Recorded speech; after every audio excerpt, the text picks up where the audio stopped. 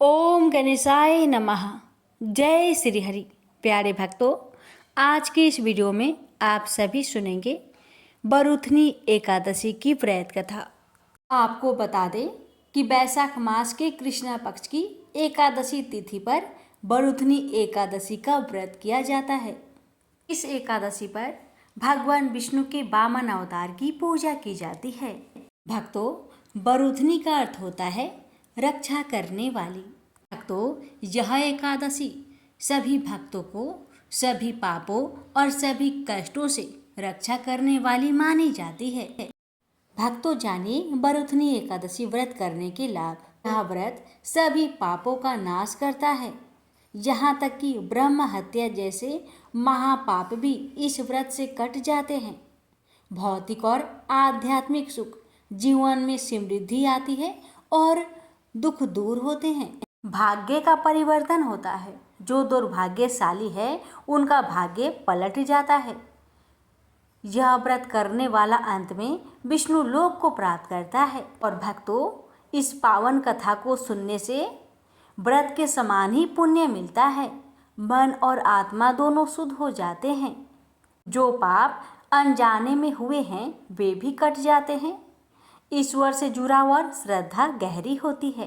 इसलिए व्रत कथा को श्रद्धा पूर्वक अवश्य सुनना चाहिए। तो शास्त्रों में कहा गया है, जो व्यक्ति बरूथनी एकादशी की कथा को श्रद्धा से सुनता है वह समस्त पापों से मुक्त होकर भगवान विष्णु के लोक को प्राप्त करता है। अब आइए प्यारे भक्तों, हम जानते हैं बरूथनी एकादशी व्रत की पूजन विधि के बारे में। प्यारे भक्तों, एकादशी व्रत की तैयारी 10वीं तिथि को यानी एक दिन पहले से की जाती है। 10वीं व्रत से एक दिन पूर्व को स्वास्तिक भोजन करें और संकल्प ले कि अगले दिन व्रत रखेंगे। रात्रि में ब्रह्मचर्य का पालन करें और मन वचन कर्म से शुद्ध रहे। अधिक से अधिक भगवान विष्णु का नाम स्मरण करें। एकादशी के दिन ब्रह्म मुहूर्त में उठे और स्नान करें। गंगा जल मिले जल से स्नान करें तो विशेष पुण्य मिलेगा।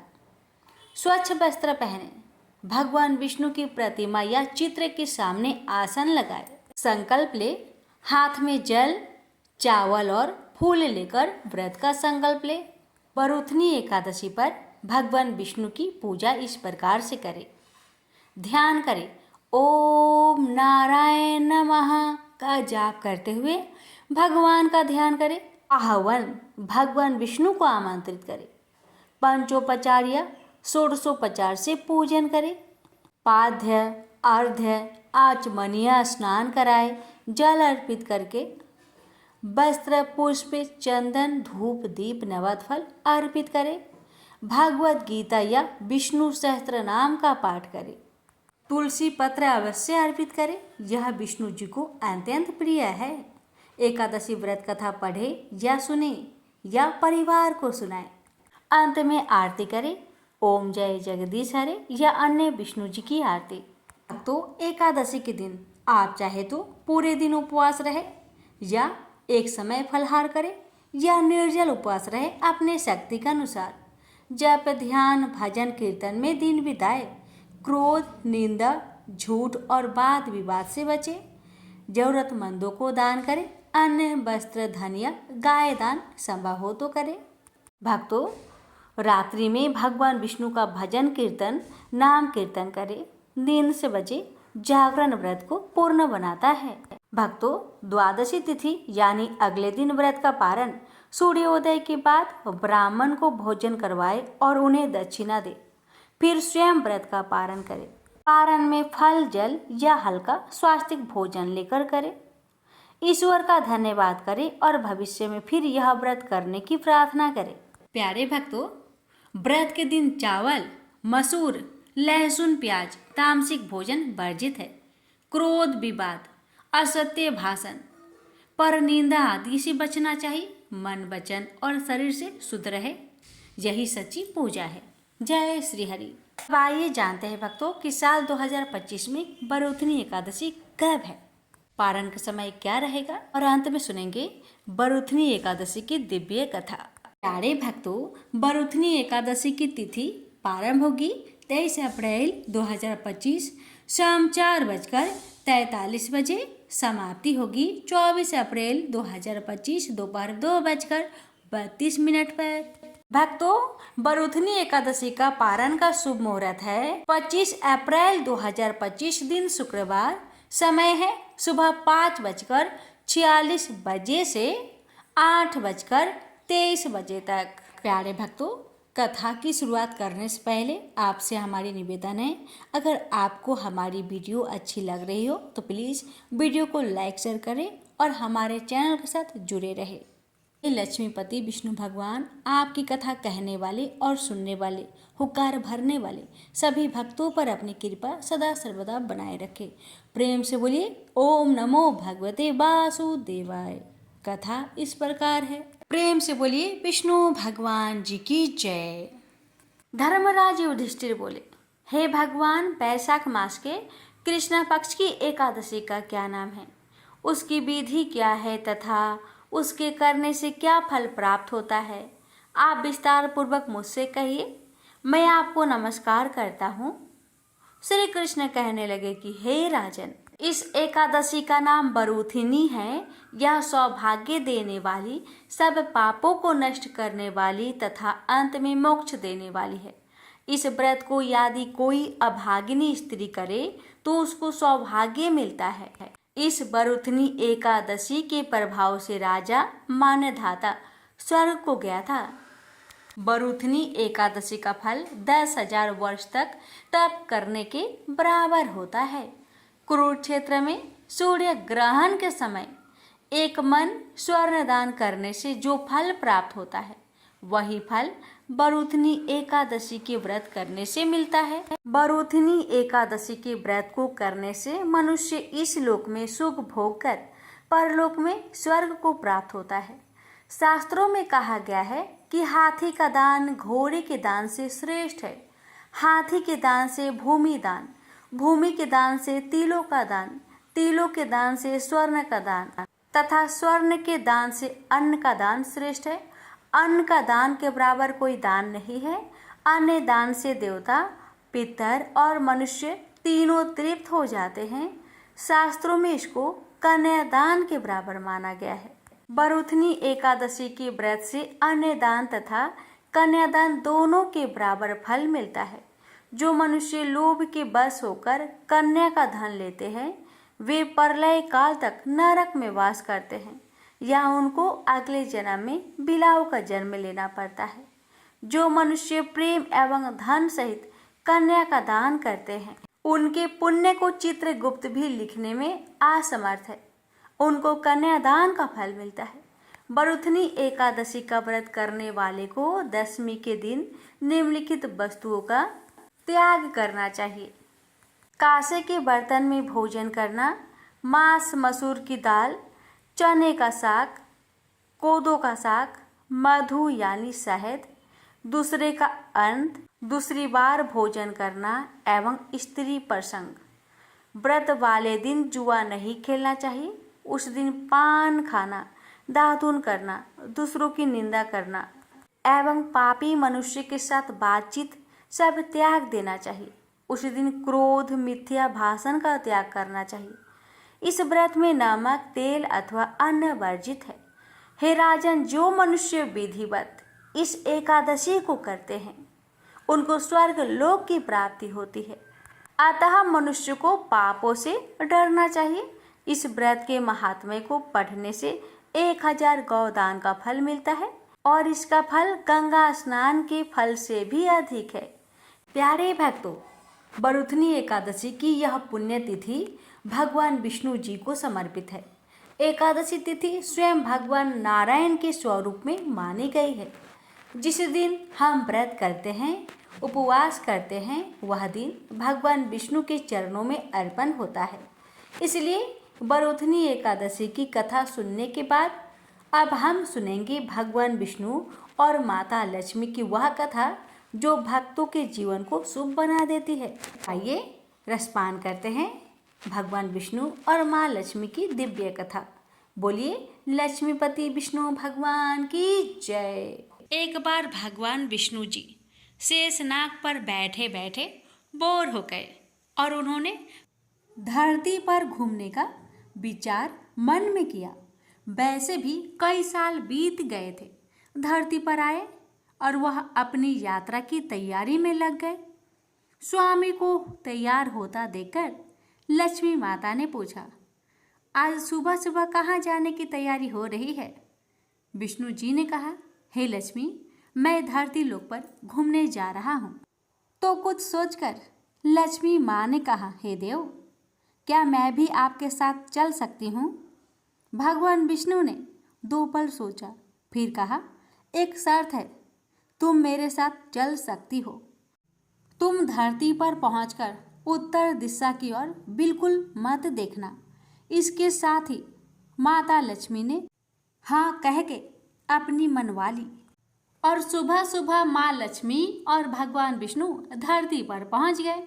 अभी सूर्य देवता निकल रहे थे। रात बरसात होकर हटी थी। चारों ओर हरियाली ही हरियाली थी।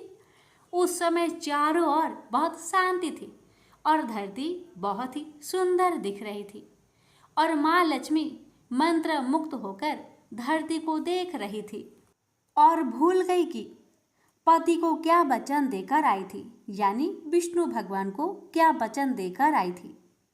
और चारों ओर देखती हुई कब उत्तर दिशा की ओर देखने लगी, पता ही नहीं चला।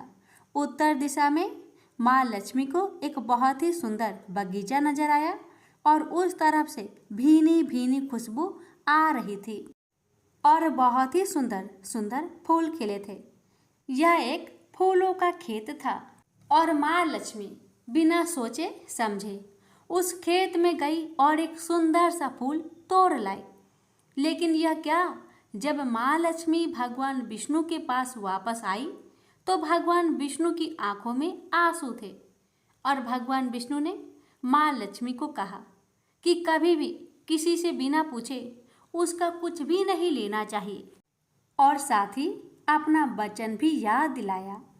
माँ लक्ष्मी को अपनी भूल का पता चला तो उन्होंने भगवान विष्णु से इस भूल की माफ़ी मांगी।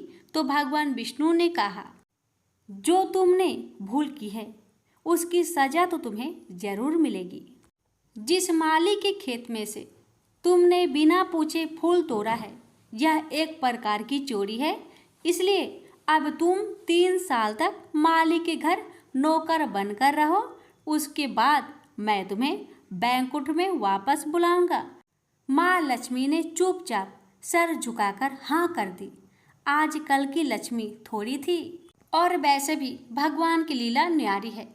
किस पर कैसे कृपा करेगी ये तो माता ही बता सकती है। आगे होता ही ये, लक्ष्मी एक गरीब औरत का रूप धारण करके उस खेत के मालिक के घर गई। घर क्या, एक झोपड़ा था और मालिक का नाम माधव था। माधव की बीवी, 2 बेटे और 3 बेटियां थी।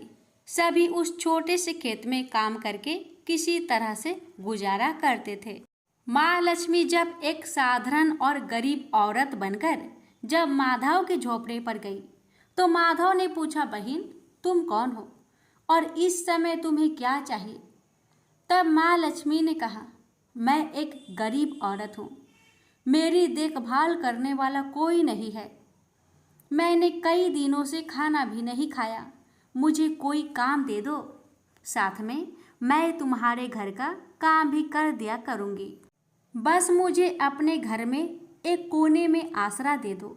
माधव बहुत ही अच्छे दिल का मालिक था। उसे दया आ गई, लेकिन उसने कहा, बहन मैं तो बहुत गरीब हूँ, मेरी कमाई से मेरे घर का खर्च मुश्किल से चलता है।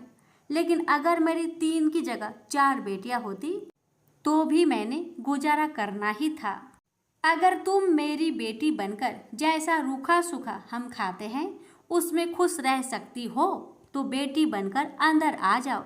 माधव ने माँ लक्ष्मी को अपने झोपड़े में शरण दे दी और माँ लक्ष्मी 3 साल तक उस माधव के घर पर नौकरानी बनकर रही। जिस दिन माँ लक्ष्मी माधव के घर आई थी उससे दूसरे दिन ही माधव को इतनी आमदनी हुई, फूल बेचकर ही शाम को एक गाय खरीद ली। फिर धीरे धीरे माधव ने काफ़ी जमीन खरीद ली और सबने अच्छे अच्छे कपड़े भी बनवा लिए और फिर एक बड़ा पक्का घर भी बनवा लिया। बेटियों और बीबी ने गहने भी बनवा लिए और अब मकान भी बहुत बड़ा बनवा लिया था। माधव हमेशा सोचता था कि मुझे ये सब इस महिला के आने के बाद ही मिला है। इस बेटी के रूप में मेरी किस्मत आ गई है। मेरी और अब 2 से 5 साल बीत गए थे, लेकिन माँ लक्ष्मी अब भी घर में और खेत में काम करती थी। एक दिन माधव जब अपने खेतों से काम कर खत्म करके घर आया तो उसने अपने घर के सामने द्वार पर एक देवी स्वरूप गहनों से लदी एक औरत को देखा। ध्यान से देखकर पहचान लिया, अरे ये तो मेरी मुंह बोली चौथी बेटी यानी वही औरत है, और पहचान गया कि ये तो माँ लक्ष्मी है। अब तक माधव का पूरा परिवार बाहर आ गया था और सब हैरान होकर माँ लक्ष्मी को देख रहे थे। माधव बोला, हे माँ, हमें माफ कर, हमने तेरे से अनजाने में ही घर और खेत में काम करवाया है। हे माँ, ये कैसा अपराध हो गया। हे माँ, हम सबको माफ कर दे। अब माँ लक्ष्मी मुस्कुराई और बोली, हे माधव, तुम बहुत ही अच्छे और दयालु व्यक्ति हो। तुमने मुझे अपनी बेटी की तरह रखा है, अपने परिवार के सदस्यों की तरह से। इसके बदले मैं तुम्हें वरदान देती हूँ कि तुम्हारे पास कभी भी खुशियों की और धन की कमी नहीं रहेगी। तुम्हें सारे सुख मिलेंगे जिसके तुम हकदार हो। और फिर माँ अपने स्वामी के द्वारा भेजे रथ में बैठकर बैकुंठ चली गई। हे लक्ष्मी माता, हे विष्णु भगवान, आपकी लीला न्यारी है। जिस किसी पर आप कृपा करते हैं, कैसे करते हैं, ये कोई नहीं जानता। हे माँ, हे भगवान, मैं आपसे प्रार्थना करती हूँ। हे लक्ष्मी नारायण भगवान जी, हे माँ लक्ष्मी, आपकी कथा कहने वाले, श्रद्धा भाव से इस कथा को सुनने वाले, आपके जय जयकार करने वाले सभी भक्तों की हर कष्ट को दूर करना, घर में सदा अन्न धन का भंडार भरे रखना, निरोगी काया देना, अपने भक्तों की हर मनोकामना को पूर्ण करना जिसमें आपके भक्तों का भला हो। तो प्रेम से बोलिए, लक्ष्मीपति विष्णु भगवान जी की जय। विष्णु भक्त से निवेदन है, इस कथा को एक शेयर अवश्य करें। अब रसपान करेंगे एकादशी माता की महापुण्य फल देने वाली कथा। प्राचीन समय की बात है। सतयुग में मुर नामक दानव रहता था। वह बड़ा ही अद्भुत, अत्यंत रौद्र तथा संपूर्ण देवताओं के लिए भयंकर था। उस काल रूपधारी दुरात्मा महासुर ने इंद्र को भी जीत लिया था। संपूर्ण देवता उससे परास्त होकर स्वर्ग से निकाले जा चुके थे और शंकित तथा भयभीत होकर पृथ्वी पर विचरा करते थे। एक दिन सब देवता महादेव जी के पास गए। वहां इंद्र ने भगवान शिव के आगे सारा हाल कह सुनाया। इंद्र बोले, महेश्वर, ये देवता स्वर्ग लोक से निकाले जाने के बाद पृथ्वी पर विचर रहे हैं। मनुष्यों के बीच रहना इन्हें शोभा नहीं देता। देव, कोई उपाय बतलाइए। देवता किसका सहारा ले? महादेव जी ने कहा, देवराज, जहाँ सबको शरण देने वाले, सबकी रक्षा में तत्पर रहने वाले जगत के स्वामी भगवान गरुड़ ध्वज विराजमान हैं, वहाँ जाओ। वे तुम लोगों की रक्षा करेंगे। महादेव जी की यह बात सुनकर परम बुद्धिमान देवराज इंद्र संपूर्ण देवताओं के साथ क्षीर सागर में गए, जहाँ भगवान गदाधर सो रहे थे। इंद्र ने हाथ जोड़कर उनकी स्तुति की। इंद्र बोले, देवेश्वर, आपको नमस्कार है। आप ही पति, आप ही मति, आप ही कर्ता और आप ही कारण हैं। आप ही सब लोगों के माता और आप ही इस जगत के पिता हैं। देवता और दानव दोनों ही आपकी वंदना करते हैं। पुंडरीकाक्ष, आप दैत्यों के शत्रु हैं। मधुसूदन, हम लोगों की रक्षा कीजिए। प्रभो, जगन्नाथ, अत्यंत उग्र स्वभाव वाले महाबली मूर नामक दैत्य ने इन संपूर्ण देवताओं को जीतकर स्वर्ग से बाहर निकाल दिया है।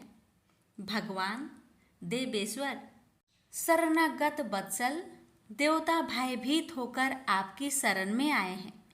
दानवों का विनाश करने वाले कमल नयन भक्त वत्सल देवेश्वर जनार्दन, हमारी रक्षा कीजिए, रक्षा कीजिए। भगवान शरण में आए हुए देवताओं की सहायता कीजिए। इंद्र की बात सुनकर भगवान विष्णु बोले, देवराज, यह दानव कैसा है, उसका रूप और बल कैसा है तथा उस दुष्ट के रहने का स्थान कहाँ है? इंद्र बोले, देवेश्वर, पूर्व काल में ब्रह्मा जी के वंश में तालजंग नामक एक महान असुर उत्पन्न हुआ था, जो अत्यंत भयंकर था। उसका पुत्र मूर दानव के नाम से विख्यात है। वह भी अत्यंत उत्कट, महापराक्रमी और देवताओं के लिए भयंकर है। चंद्रावती नाम से प्रसिद्ध एक नगरी है, उसी में स्थान बनाकर वह निवास करता है। उस दैत्य ने समस्त देवताओं को परास्त करके उन्हें स्वर्गलोक से बाहर कर दिया है। उसने एक दूसरे ही इंद्र को स्वर्ग के सिंहासन पर बैठाया है। अग्नि, चंद्रमा, सूर्य, वायु तथा वरुण भी उसने दूसरे ही बनाए हैं। जनार्दन, मैं सच्ची बात बता रहा हूँ, उसने सब कोई दूसरे ही कर लिए हैं। देवताओं को तो उसने उनके प्रत्येक स्थान से वंचित कर दिया है। इंद्र की यह बात सुनकर भगवान जनार्दन को बड़ा क्रोध आया। उन्होंने देवताओं को साथ लेकर चंद्रावती नगर में प्रवेश किया। भगवान गदाधर ने देखा कि दैत्यराज बारंबार गर्जना कर रहा है और उससे परास्त होकर संपूर्ण देवता दसों दिशाओं में भाग रहे हैं। अब वह दानव भगवान विष्णु को देखकर बोला, खड़ा रह, खड़ा रहा। उसकी यह ललकार सुनकर भगवान के नेत्र क्रोध से लाल हो गए। वे बोले, अरे दुराचारी दानव, मेरी इन भुजाओं को देख। यह कहकर श्री विष्णु ने अपने दिव्य बाणों से सामने आए हुए दुष्ट दानव को मारना आरंभ किया। दानव भय से विहल हो उठे। पांडुनंदन, तत्पश्चात श्री विष्णु ने दैत्य सेना पर चक्र का प्रहार किया। उससे छिन्न भिन्न होकर सैकड़ों योद्धा मौत के मुख में चले गए। इसके बाद भगवान मधुसूदन बद्री का आश्रम को चले गए। वहाँ सिंहावती नाम की गुफा थी, जो 12 योजन लंबी थी। उस गुफा में एक ही दरवाजा था। भगवान विष्णु उसी में सो गए। वह दानव मूर भगवान को मार डालने के उद्योग में उनके पीछे पीछे तो लगा ही था। अतः उसने भी उसी गुफा में प्रवेश किया। वहाँ भगवान को सोते देख उसे बड़ा हर्ष हुआ। उसने सोचा, यह दानों को भय देने वाला देवता है, अतः निसंदेह इसे मार डालूंगा। दानव के इस प्रकार विचार करते ही भगवान विष्णु के शरीर से एक कन्या प्रकट हुई, जो बड़ी ही रूपवती, सौभाग्यशालिनी तथा दिव्य अस्त्र शस्त्रों से सुसज्जित थी। वह भगवान के तेज के अंश से उत्पन्न हुई थी। उसका बल और पराक्रम महान था। दानवराज मूर ने उस कन्या को देखा। कन्या ने युद्ध का विचार करके दानव के साथ युद्ध के लिए याचना की। युद्ध छिड़ गया। कन्या सब प्रकार की युद्ध कला में निपुण थी। वह मूर नामक महान असुर उसके हुक्कार मात्रा से राख का ढेर हो गया। दानव के मारे जाने पर भगवान जाग उठे। उन्होंने दानव को धरती पर इस प्रकार निष्प्राण पड़ा देखकर कन्या से पूछा, मेरा यह शत्रु अत्यंत उग्र और भयंकर था, किसने इसका वध किया है? कन्या बोली, स्वामिन, आपके ही प्रसाद से मैंने इस महादैत्य का वध किया है। श्री भगवान ने कहा, कल्याणी, तुम्हारे इस कर्म से तीनों लोकों के मुनि और देवता आनंदित हुए हैं। अतः तुम्हारे मन में जैसी इच्छा हो उसके अनुसार मुझसे कोई वर मांग लो। देव दुर्लभ होने पर भी वह वर मैं तुम्हें दूंगा, इसमें तनिक भी संदेह नहीं है। वह कन्या साक्षात एकादशी ही थी।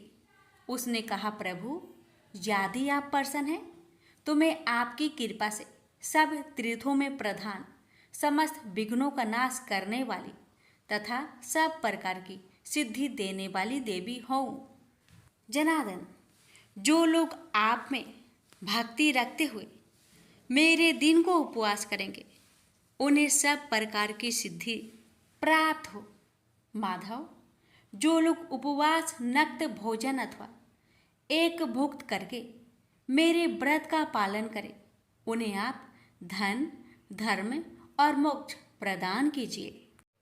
श्री विष्णु बोले, कल्याणी, तुम जो कुछ कहती हो वह सब पूर्ण होगा। प्रेम से बोलिए, एकादशी माता की जय। भक्तों, अब सुनेंगे एकादशी व्रत को पूर्ण करने वाली विष्णु प्रिया माँ तुलसी की व्रत कथा। इस कथा को सुनकर अपना व्रत को पूर्ण करें। प्रेम से बोलिए, तुलसी महारानी की जय। एक बार की बात है कि देवी सत्यभामा भगवान श्री कृष्ण से पूछती है कि हे प्रभु, पहले आपने मुझे तुलसी को जल देने का और तुलसी के पास दीपक जलाने का महात्म्य सुनाए, किंतु हे प्रभु, आज मैं आपके पास यह जानने के लिए आई हूँ कि तुलसी को जल चढ़ाने के नियम क्या है। कौन सी स्त्री तुलसी को जल नहीं चढ़ा सकती है, इस विषय में मुझे ज्ञान दीजिए। भगवान श्री कृष्ण कहते हैं, हे सत्यभामा, आज तुमने बहुत ही उत्तम प्रश्न किया है। तुलसी को जल देने के महत्वपूर्ण नियम होते हैं। उन नियमों का पालन करते हुए ही तुलसी को जल देना चाहिए। यदि कोई व्यक्ति इन नियमों का पालन नहीं करता है तो उसे महापाप लगता है। देवी लक्ष्मी उसके घर का त्याग करके चली जाती है।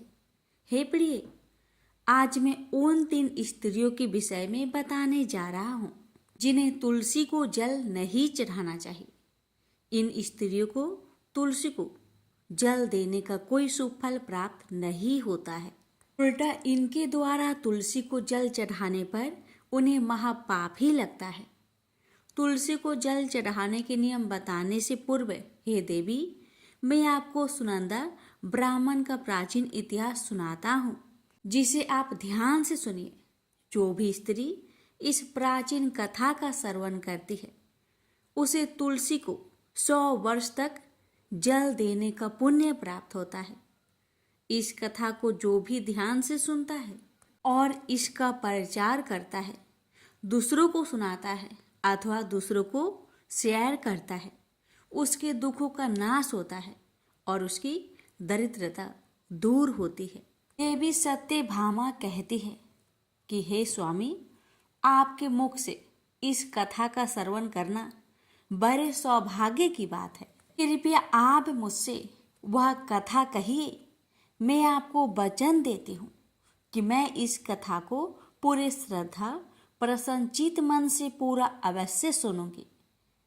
भक्तों, फिर भगवान श्री कृष्ण देवी सत्यभामा को वह कथा सुनाने लगते हैं।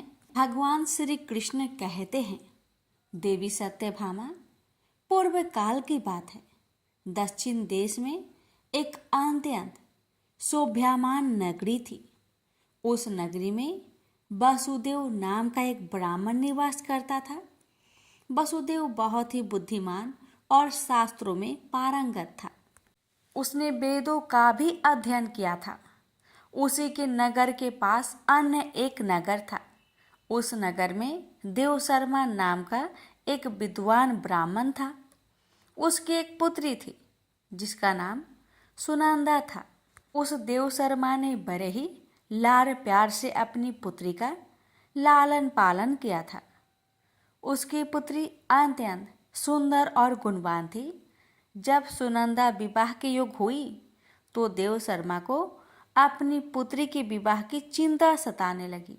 इसलिए उसने अपनी पत्नी से कहा, हे प्रिय, हमारी पुत्री अब जवान हो चुकी है, इसलिए अब इसका विवाह हमें कर देना चाहिए। तब उसकी पत्नी कहती है, स्वामी, मेरी दृष्टि में एक विद्वान ब्राह्मण है जिसका नाम वसुदेव है। मैं तो कहती हूँ हमारी पुत्री का विवाह उन्हीं श्रेष्ठ ब्राह्मण के साथ करा दी जाए। उनके साथ विवाह करके हमारी पुत्री सुखी जीवन व्यतीत करेगी। देव शर्मा कहता है, प्रिय, तुम ठीक कहती हो। मैंने भी वसुदेव जी के विषय में बहुत सुना हूँ। हम हमारी पुत्री का विवाह उन्हीं के साथ करेंगे। मैं कल ही उनके पास अपनी पुत्री के विवाह का प्रस्ताव लेकर जाता हूँ।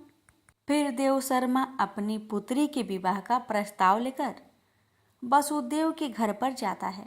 उस समय वसुदेव अपने माता पिता की सेवा कर रहा था।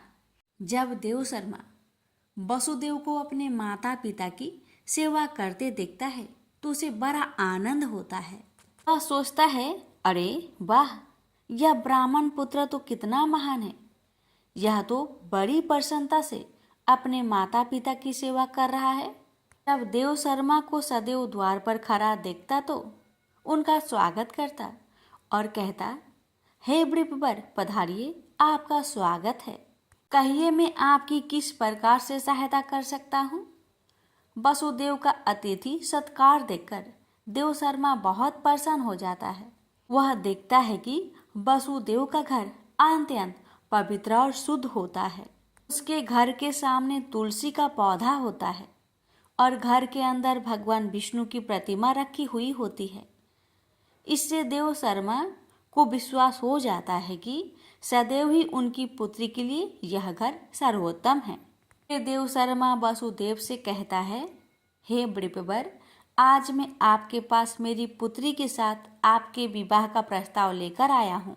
मेरी पुत्री के लिए आपके समान श्रेष्ठ वर कहीं और नहीं मिल सकता। वसुदेव के माता पिता भी यह बात सुनकर प्रसन्न हो जाते हैं और वसुदेव को विवाह के लिए मना लेते हैं। फिर वसुदेव भी विवाह के लिए तैयार हो जाता है। विवाह का मुहूर्त तय किया जाता है और एक पवित्र स्थान पर वसुदेव और सुनंदा का विवाह संपन्न किया जाता है। सुनंदा के सुंदर और मनमोहक रूप को देखकर वसुदेव बहुत प्रसन्न होता है। सुनंदा अत्यंत गुणवान और चरित्रवान स्त्री थी। विवाह के बाद जब सुनंदा वासुदेव के घर पर जाती है तो वह अपने पति और सास ससुर की बड़ी सेवा करती है। अपनी मधुर वाणी और कार्य से वह सभी के मन को जीत लेती है। नंदा के ससुराल वाले भी उसके कार्य से बहुत संतुष्ट रहते हैं। सुनंदा हर रोज सुबह पति के जागने से पहले भोर में ही उठकर घर के सारे कामकाज करती, आंगन की सफाई करती, सारे काम समाप्त कर स्नान करती थी। स्नान करके वह नित्य तुलसी जी को जल देती थी, उनका पूजन करती थी और फिर पूजा घर में जाकर भगवान विष्णु और माँ लक्ष्मी का पूजा किया करती थी। फिर भोजन बनाकर उसमें तुलसी पत्र डालकर भगवान विष्णु को भोग लगाया करती थी। उसके बाद वह अपने सास ससुर को भोजन देती और फिर पति को भोजन कराकर फिर खुद भोजन किया करती थी। रात को वह सासू माँ के चरण दबाकर पति के चरण दबाती और फिर पति के सो जाने के बाद खुद सो जाया करती थी। सुनंदा के अंदर एक पतिव्रता नारी के सभी लक्षण थे और वह अपने पति को ही परमेश्वर मानकर उनकी सेवा करती थी। सुनंदा ने कभी अपने पति के अलावा अन्य पुरुष के विषय में विचार नहीं किया। वह सत्य धर्म का पालन करने वाली और धर्म कार्य करने वाली पवित्र स्त्री थी। उसने कभी कोई अशुभ कार्य नहीं किया। सुनंदा के ऐसे सात्विक और सरल स्वभाव को देखकर माँ लक्ष्मी भी उस पर मेहरबान थी। माँ लक्ष्मी स्वयं चलकर उसके घर में आकर निवास करने लगी। इससे सुनंदा के जीवन में सुख समृद्धि और भी अधिक बढ़ गई। भगवान श्री कृष्ण कहते हैं, हे देवी सत्यभामा, देवी लक्ष्मी उन्हीं स्त्रियों पर अपनी कृपा दृष्टि बनाए रखती है जो पतिव्रता होती है और जो सत्य धर्म का पालन करती है। सुनंदा के अंदर भी सभी लक्षण थे जो एक श्रेष्ठ पतिव्रता नारी के अंदर होने चाहिए। लेकिन आगे मैं तुम्हें बताऊंगा कि सुनंदा की एक भूल के कारण देवी लक्ष्मी उसके घर को त्याग कर कैसे चली गई। एक दिन सुनंदा का पति अत्यंत कामातुर होकर सुबह स्नान करने के पश्चात सुनंदा के पास आया और उसने सुनंदा के साथ शारीरिक संबंध स्थापित किया, जिससे सुनंदा का शरीर अपवित्र हो गया। लेकिन सुनंदा का मन भी काम के प्रभाव में ही था, इसलिए वह अपने नित्य नियम को भूल गई। उसने पति के साथ संबंध बनाने के बाद बिना स्नान किए ही तुलसी को स्पर्श किया और उसे जल दे दिया, जिससे सुनंदा के शरीर में महामोह ने प्रवेश कर लिया। सुनंदा के सारे इंद्रियां तिलमिला उठे। सुनंदा के शरीर में महामोह ने प्रवेश करते ही देवी लक्ष्मी ने सुनंदा के घर को त्याग दिया और लक्ष्मी उस स्थान को चली गई। तब से सुनंदा के शरीर में निवास कर रहे उस महामोह ने उसे सभी धार्मिक कार्यों से वंचित कर दिया। इसका विपरीत प्रभाव सुनंदा के पति पर भी पड़ा और वह भी सदा कामातुर होकर सुनंदा के साथ विहार करने लगा। उसका मन सदैव ही काम वासना में लगा रहता था। फिर एक दिन सुनंदा के पति ने तो सभी सीमाओं का उल्लंघन किया और सुनंदा के मासिक धर्म के दौरान ही उसके साथ संबंध स्थापित किया, जिससे सुनंदा के शरीर में निवास कर रहा ब्रह्म हत्या का पाप उसके पति के शरीर में प्रवेश कर गया। हे देवी सत्यभामा, जब स्त्री मासिक धर्म से होती है तो उसके शरीर में 3 दिनों तक ब्रह्म हत्या का पाप निवास करता है, क्योंकि ब्रह्मा देव ने इंद्र के शरीर से ब्रह्म हत्या का पाप निकालकर वृक्ष, जल, अग्नि और अप्सराओं को ग्रहण करने के लिए कहा था। उस समय से स्त्रियों के शरीर में मासिक धर्म के दौरान ब्रह्म हत्या का पाप निवास करता है, और जो भी पुरुष मासिक धर्म के दौरान स्त्री को स्पर्श करता है अथवा उसके साथ संबंध बनाता है तो यह पाप उसके शरीर में प्रवेश कर जाता है। वही ब्रह्म हत्या का पाप सुनंदा के पति के शरीर के अंदर प्रवेश कर गया और वह जमीन पर गिर पड़ा। उसे तुरंत ही कोढ़ का रोग हो गया। उसका अंग अंग जलने लगा, उसके शरीर पर छाले पड़ गए और वह दर्द से चीखने लगा। हाय, मुझसे यह क्या अपराध हो गया। मेरे द्वारा भयंकर पाप हो गया है। मैंने सब कुछ जानते हुए भी महापाप किया है। अब मेरी रक्षा कौन करेगा। सुनंदा की सास तुरंत उस स्थान पर आ गई तो उसने देखा कि उसका पुत्र कोढ़ के रोग से ग्रासित होकर जमीन पर पड़ा है। क्रोध में आकर सुनंदा से कहने लगी, अरे पापिनी, तूने यह क्या कर डाला। अपने ही पति का धर्म भ्रष्ट कर डाला। अपने पति की ऐसी हालत देखकर सुनंदा बहुत घबरा गई और जोर जोर से रोने लगी। हे सासू माँ, मुझे क्षमा करो, मुझसे बहुत बड़ा अपराध हो गया है। काम के वशीभूत होकर मेरे द्वारा यह अपराध हो गया है।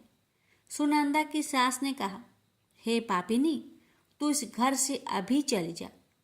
तुम जैसे कुलटा स्त्री को इस घर में नहीं रहना चाहिए। तूने मेरे बेटे के जीवन को नरक बना दिया। सुनंदा कहती है, हे सासू माँ, मैं कहाँ जाऊँ। मेरे पति के अलावा मेरा कोई नहीं है। उन्हें छोड़कर जीवित रह नहीं सकती। सुनंदा की सास कहती है, तू कहीं जाकर मर जा, लेकिन अब तू इस घर में निवास नहीं कर सकती। इतना कहकर सुनंदा की सास ने उसे धक्के मारकर घर से निकाल दिया। फिर सुनंदा दुखी होकर घर से निकल गई। उसे अपनी भूल पर बड़ा पछतावा होने लगा। उसे कुछ भी समझ में नहीं आ रहा था कि वह क्या करे। सुनंदा चलते चलते एक वन में जाती है। उसी वन में एक साधु का आश्रम होता है। तब वह उस आश्रम पर सहायता मांगने के लिए जाती है तो वहाँ पर कोई नहीं होता है।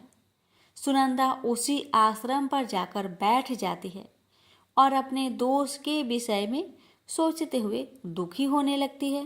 फिर कुछ समय बाद एक ऋषि उस आश्रम पर आते हैं जिनका वह आश्रम होता है।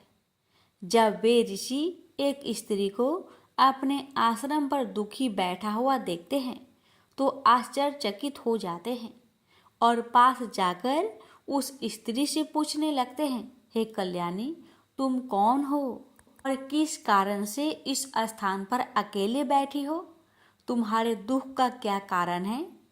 तब वह स्त्री कहती है, हे मुनिवर, मेरा नाम सुनंदा है। मेरे द्वारा घोर पाप हो गया था। उसी कारण से अपने परिवार से बिछड़कर इस स्थान पर आई हूँ। वह ऋषि कहते हैं, हे देवी, ये क्या कह रही हो? तुमने कौन सा पाप किया है? मुझे विस्तार से बताओ, मैं तुम्हारी सहायता करने का प्रयत्न अवश्य करूँगा। सुनंदा कहती है, हे मुनिवर, मेरे द्वारा घोर पाप हो गया है। मासिक धर्म के दौरान मैंने पति के साथ संबंध बनाई। इसी कारण से मेरे पति कोढ़ रोग से ग्रस्त हो गए और दुख भोग रहे हैं। फिर ऋषि कहते हैं, बेटी, तुम चिंता मत करो। तुम्हारे द्वारा जो पाप हुआ है उसका प्रायश्चित करो, तुम्हें पाप से मुक्ति मिल जाएगी। तुम इस आश्रम में बैठकर भगवान विष्णु की पूजा करो, तुलसी को नित्य जल दो और गौ माता की सेवा करो। तुम्हारा पति जल्दी ही ठीक हो जाएगा। फिर वह सुनंदा वहीं पर उस आश्रम में रहकर भगवान विष्णु की नित्य पूजा करने लगती है। रोज स्नान करके वह ब्रह्मचर्य का पालन करते हुए तुलसी को जल चढ़ाती है और तुलसी के पत्ते डालकर भगवान विष्णु का भोग लगाती है। फिर गायों को चारा डाल उनकी सेवा करती है। दिन भर वहीं भगवान विष्णु की मूर्ति के आगे बैठकर भगवान विष्णु की भक्ति करने लगती है। इस प्रकार से 1 वर्ष बीत जाता है। भगवान विष्णु सुनंदा की दृढ़ निष्ठा और भक्ति से अत्यंत प्रसन्न हो जाते हैं और सुनंदा को साक्षात दर्शन देते हैं। भगवान विष्णु को साक्षात अपने सामने खड़ा देखकर सुनंदा उन्हें बारंबार प्रणाम करने लगती है। तब भगवान विष्णु सुनंदा से कहते हैं, हे पुत्री, तुमने बड़ी ही श्रद्धा से और भक्ति भाव से मेरी आराधना की है, इसलिए अब मैं तुम पर प्रसन्न हूँ। कहो, तुम्हारी क्या कामना है? तब सुनंदा कहती है, हे प्रभु, कृपया मुझे बताए, मेरे किस दोष के कारण मेरे अंदर पाप वास हो गया है, जिस कारण से मेरे द्वारा घोर पाप हुआ और मेरे पति को कोढ़ का रोग हो गया। भगवान विष्णु कहते हैं, हे पुत्री, अब तुम ध्यान से सुनो। तुम्हारे द्वारा अनजाने में ही एक पाप हुआ था, जिस कारण से तुम्हारे अंदर महामोह ने प्रवेश कर लिया था। एक दिन तुमने अपनी पति के साथ संबंध बनाने के बाद बिना स्नान किए ही तुलसी को जल दिया था। पति पत्नी जब रीति क्रिया करते हैं तो उनका शरीर अपवित्र हो जाता है और ऐसी अवस्था में तुलसी को कभी स्पर्श नहीं करना चाहिए। तुलसी लक्ष्मी का ही रूप है। तुमने अपवित्र अवस्था में ही तुलसी को जल अर्पण किया था, जिस कारण से देवी लक्ष्मी तुम्हारे घर का त्याग करके चली गई और फिर महामोह ने तुम्हारे अंदर प्रवेश कर लिया। उसी मोह के कारण तुम्हारे और तुम्हारे पति के अंदर काम का प्रभाव अधिक बढ़ गया और मासिक धर्म के दौरान स्त्री के साथ संसर्ग होने के कारण तुम्हारे पति को कोढ़ का रोग हो गया था। अब वह सुनंदा कहती है, प्रभु, अनजाने में मुझसे यह बड़ा पाप हो गया। अब इस पाप का प्रायश्चित मैं कैसे करूं?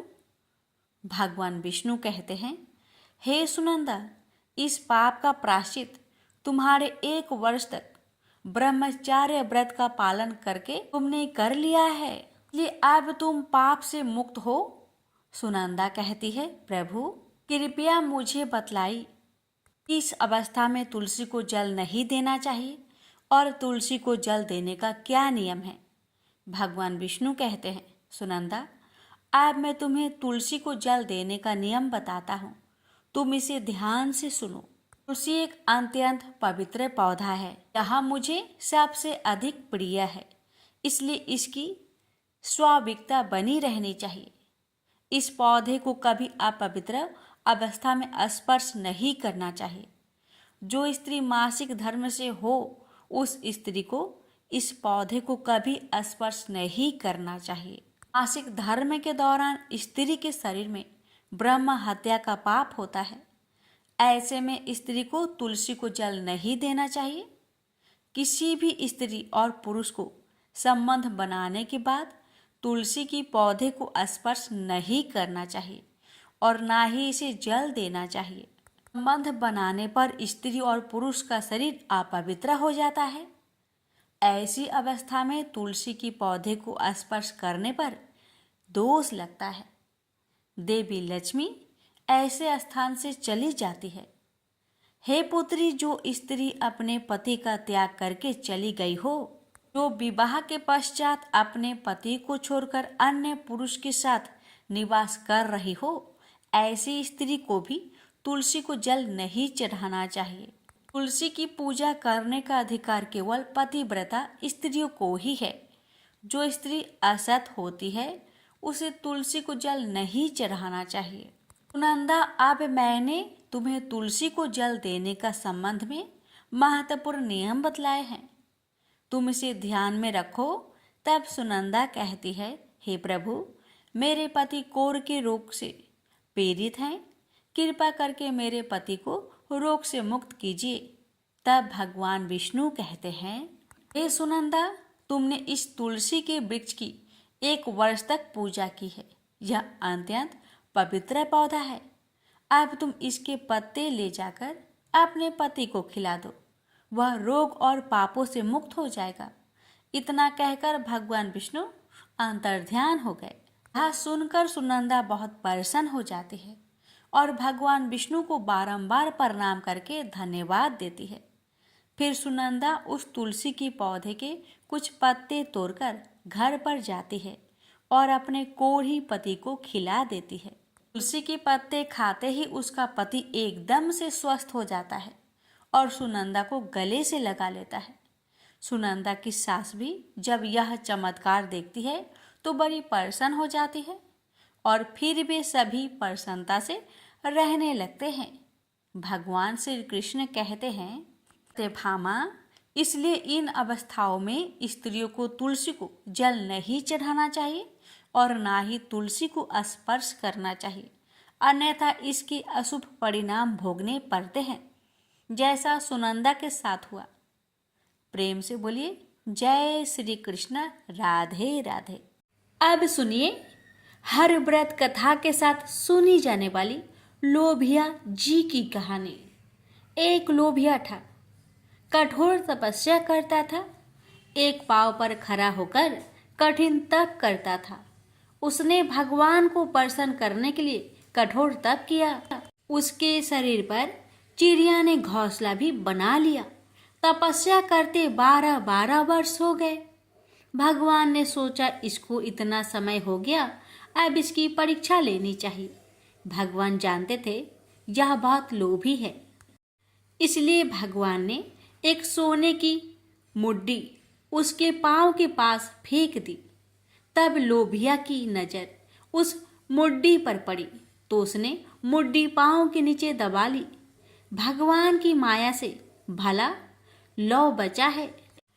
भगवान धरती पर आए और लोभिया से बोले, लोभिया, तेरी तपस्या में हीन है, तुझे इस तपस्या का फल नहीं मिलेगा। तब लोभिया ने अपनी गलती मानी और भगवान के चरण पकड़ लिए और पूछा, हे भगवान, इस तपस्या का हीन कैसे जाएगा। तब भगवान जी को उस पर दया आ गई और उन्होंने कहा, यदि रोटी बनाकर आखिरी रोटी कुत्ते की नहीं बनाई तो फल तुझे मिलेगा, जिमाकर दक्षिणा नहीं दी तो फल तुझे मिलेगा। सब कहानी कथा सुनकर तेरी कहानी नहीं सुनी तो फल तुझे मिलेगा। तभी से सभी व्रत की कहानी सुनने के बाद लोभिया जी की कहानी सुनी जाती है। प्रेम से बोलिए हरे कृष्णा।